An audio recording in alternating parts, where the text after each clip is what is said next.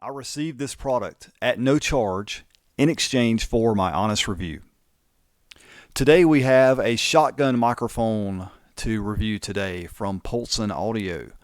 What is a shotgun microphone, you may ask? Well, a shotgun microphone is very useful in video applications, for example. If you have an onboard microphone on your video camera, and this includes DSLRs, and you may not be able to, let's say you have a person that's standing a few feet in front of your camera, and you're in a situation where you're not able to hand that person a microphone or wire that person up with a lavalier microphone or a lapel microphone. You may only be able to use the microphone on the camera to get the spoken word or the audio from that source. A shotgun microphone helps to get better audio in those circumstances. It is a directional microphone, and that's what we're going to look at today. That's why they call it a shotgun, and you can just look at the shape of the thing and know that it is a directional microphone. They are designed to pull audio in that from a greater distance than the standard microphone. Now, this is the Polsen SCL-1080 shotgun microphone. You can see on the box it's made for focused recordings, which is what I just mentioned.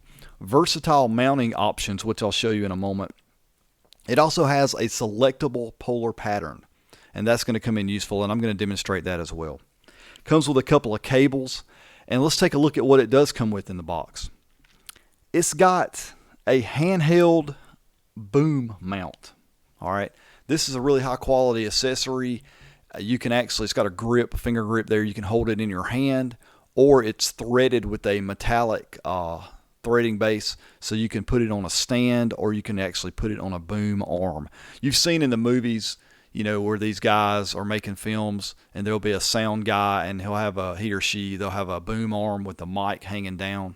You can do that same thing with this microphone. That's what it's designed for. It can be off camera, so your actors can be talking, and they don't have to wear a microphone or anything that you have to worry about showing up on camera. And that's what that's for. It also has a shoe mount, which is a way you can mount this on top of a video camera or a DSLR, which in my application, a DSLR is the same thing as a video camera because I rarely take photographs with a DSLR. I always just take video. But you can mount this on top of a DSLR or video camera to pull in that audio that's out in front of the lens. It comes with a 1/8 to 1/4 inch adapter. So the cables all have a 1/8 inch adapter, which is the standard headphone jack that you see. It used to be in iPhones, but it's not anymore. But you'll see these in a lot of devices, the small headphone jack. Well, it's got the step up to a 1/4 inch adapter so that you can plug it into, you know, a mixing board or something like that if you need to. The microphone has a selectable polar pattern. So what does that mean? Well, I'm currently speaking to you using this microphone, and I've got it in the cardioid pattern. And you know, from other reviews or looking at other microphones, a cardioid pattern is simply like an upside down heart in front of the microphone. That's the level of sensitivity or the area of sensitivity out in front of the microphone capsule. Well, you can switch this one from cardioid to supercardioid. Well, supercardioid is just as it would seem. It actually enhances that field of sensitivity out further in front of the microphone and lesser to the sides of the microphone. So you can, you know, if you're shooting something way off, you can do supercardioid, and I'll demonstrate that in just a moment. It requires a AA battery to run. This is a condenser microphone, so condenser microphones need power to run, and what Polsen did is they included the power on board in the microphone. So, you know, because most cameras, especially consumer grade cameras, don't provide phantom power for microphones in the way that you know, an audio mixer or something like that would.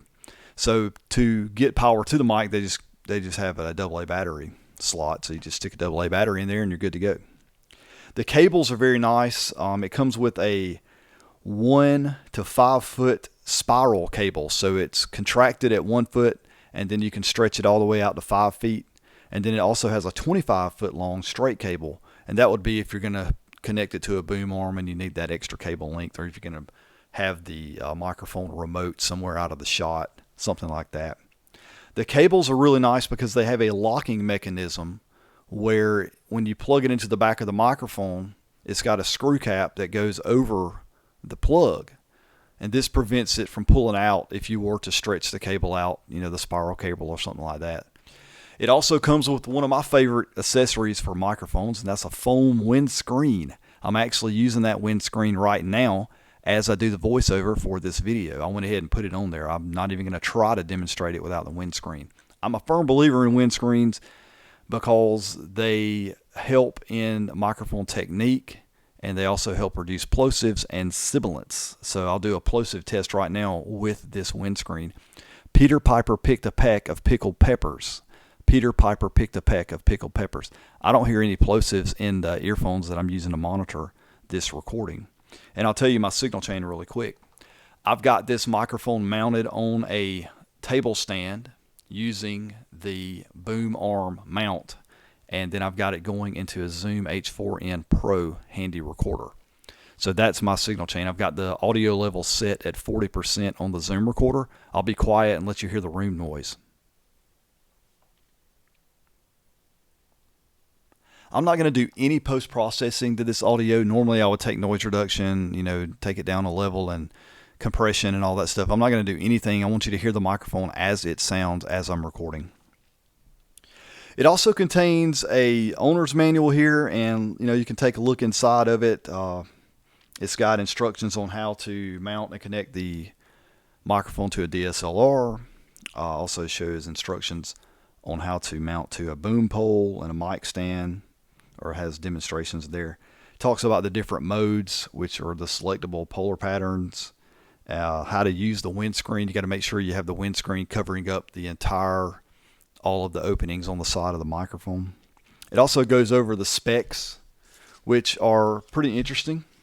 Yeah, you can see in the specs it has the frequency response, 60 hertz to 13 kilohertz. It also weighs 4.1 ounces, which is 116 grams, and that's without the battery in it.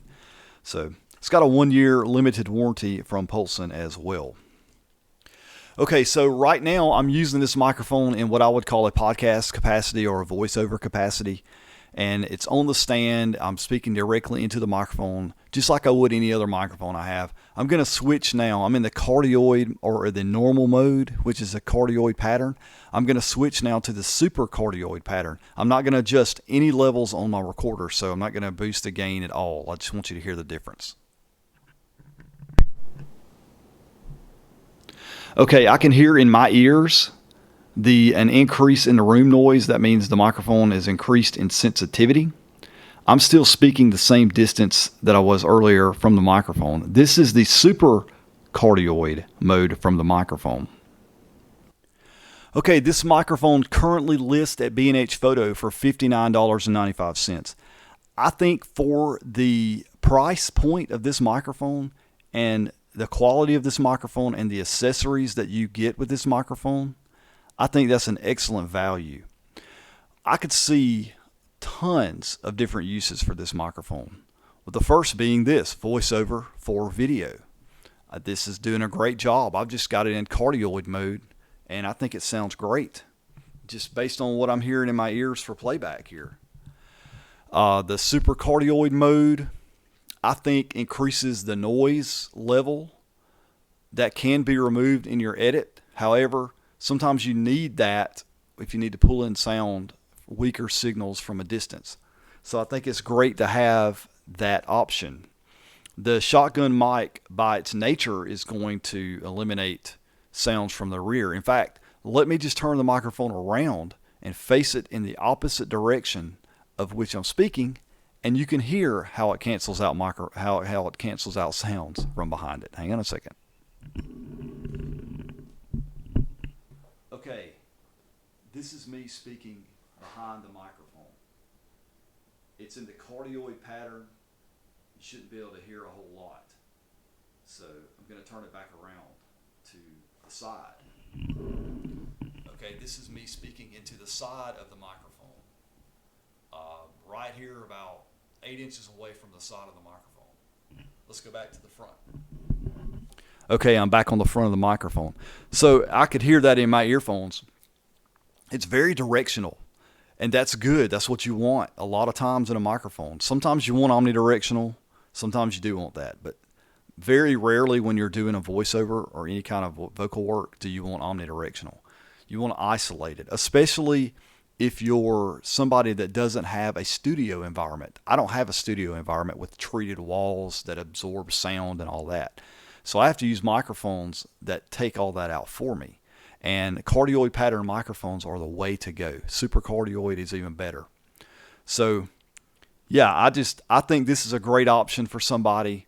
You know, if you are I'm a videographer by trade, so I could see this being mounted on a camera and just as a running gun type of microphone.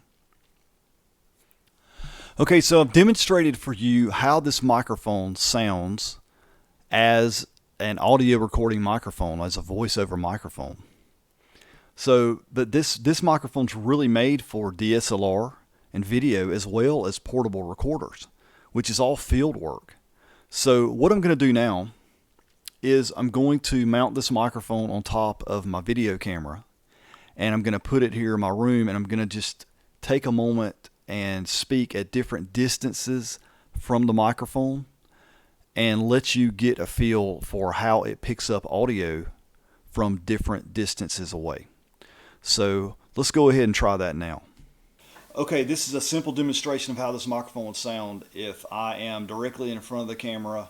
I'm probably about an arm's length in front of the microphone. I can literally reach out with my hand and touch the microphone. So this is a demonstration of how this microphone would sound if I'm just doing, you know, on camera, just a quick address on camera with this mic. I'm gonna step back about another 3 feet. Okay, now I'm about 6 feet away from the microphone. This would be considered off mic a bit, but just to give you an idea, this is the cardioid mode of the microphone. So let me come back close. This is the cardioid pattern of the microphone. Let's switch to super cardioid and see how that sounds. This is going to be the tele mode on the mic. Okay, I'm about 3 feet away from the microphone. It is in tele mode right now. We're seeing how that's going to pick up. And this is what it sounds like in tele mode. And I'm going to back up about 3 more steps and we'll see how that goes. All right, I'm about 6 feet away from the microphone. And this is how it would sound in tele mode. So if you were shooting video here in this situation and you had people out in front at a distance, this is how it would sound. Let me switch it back to cardioid. Okay, this camera is a Nikon D5600, and the audio, of course, is being provided by the Polsen SCL-1080. So let's just see how it compares if we weren't using a microphone at all and just using the onboard condenser mic of the Nikon camera. Hold on 1 second, I'm going to unplug the mic. Okay, this is the onboard microphone of the Nikon D5600. Now, one difference is the Polsen microphone has a mono signal in the cable. It's a mono, it's not a stereo cable. So you're only going to get like I think the left channel, I think, is what it's going to be recording into. That's not an issue because a lot of microphones I have, you know, lapel mics and that kind of thing, also record on one channel. You just simply fix it in post and make it mono. It's no big deal. I'm 3 feet in front of the camera using the default Nikon condenser mic that's built into the Nikon D5600. Let me back up. Okay, now I'm about 6 feet away from the Nikon D5600, and we're hearing what it would sound like only with the condenser mic built into the Nikon, the default mic built onto the camera. This is how it sounds. So compare that to the way that the Polsen SCL-1080 sounds. Okay, so that's going to wrap up this review of the Polsen SCL-1080 shotgun microphone. Hope you found some ideas and uses for this microphone. I hope you found this review handy. I know I've just from doing this review, I've found several different types of uses for this microphone. I think it's a pretty good piece of kit to have in your arsenal. Hey, if you like this review, go ahead and like this video, give it a thumbs up, and go ahead and subscribe to the channel. And if you really want to participate, throw a comment in on the video. Tell me what you think about this piece of equipment. Tell me what you think about this review. Tell me some use ideas you may have for the Polsen SCL-1080. That's going to do it. Y'all have a good day.